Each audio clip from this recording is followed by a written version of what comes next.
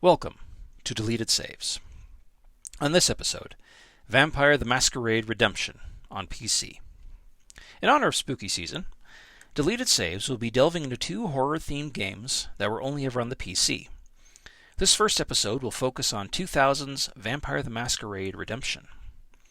Vampires have come in and out of fashion over the course of the 20th and now 21st centuries, much like they did in the late 19th century, with the writings of Bram Stoker and other pulp creators of the late industrial period inspiring generations of fans.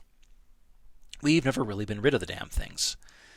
Finding themselves so inspired by these fictional blood drinkers, a group of geeky tabletop role players in the late 1980s created a Dungeons & Dragons alternative that was supposed to bring the sex, drugs, and rock and roll, and especially hot goth ladies the creators hoped would date them, into the hobby with a plot that revolved around vampires in the modern day.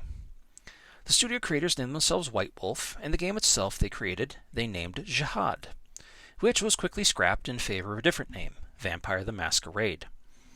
A quick Google search of U.S. Middle Eastern geopolitical policy during the late 20th century will tell you why that name was changed.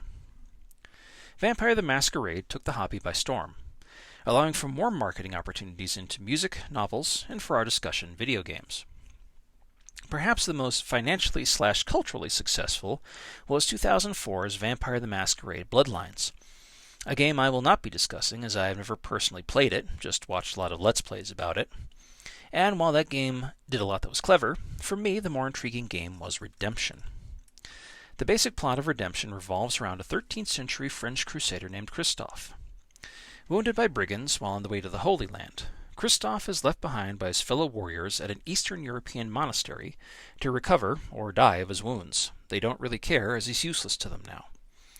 While recovering, devout Catholic Christoph falls in love with a young nun, which he's warned is heretical, and is sent by the abbot to clear out a local cursed silver mine as penance.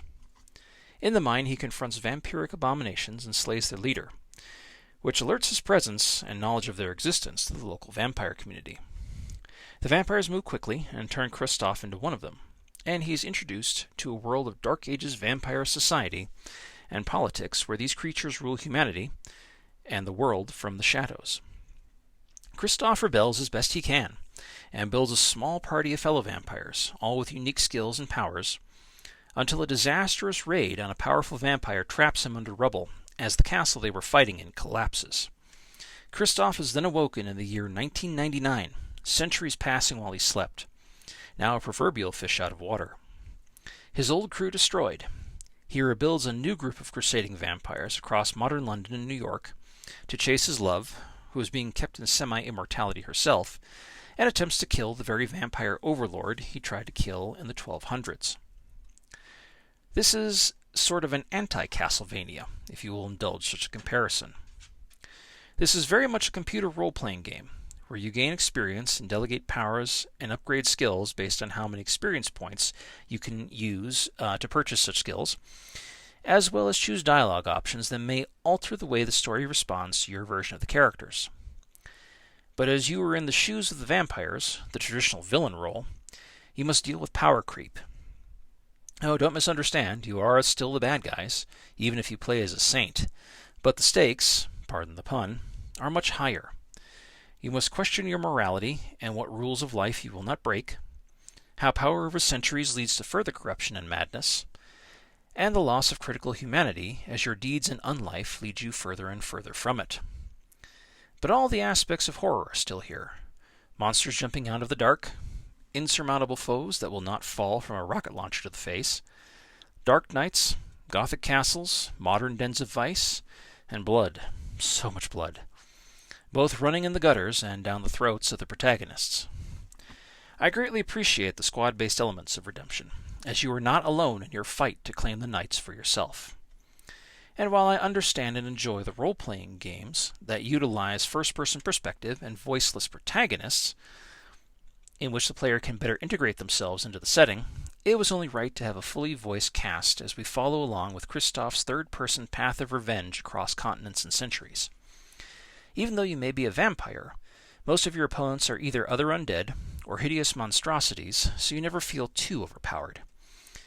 Even if the hit detection can be fidgety, especially when the sentries move from melee weapons to firearms as your primary means of defense. A minor quibble in my book, but there are others who may find this troublesome. The gameplay is a product of its time, but if you can get past this, you are in for a treat. The story inspired me to look at horror another way, not as tiny, frail humans against living shadows, but as in what are the things that scare the monsters, and can evil retain its link to humanity and keep from tipping over into something far worse. If you are curious about Christoph's Crusade, thankfully this one has not been lost to the whims of digital destruction, and can be found on GOG.com. Vampire the Masquerade Redemption proves that even monsters can feel fear, and that being a true creature of darkness is a tough gig no one should want to be a part of. Perhaps in this case, we can offer a little sympathy for this particular devil. Thank you for listening.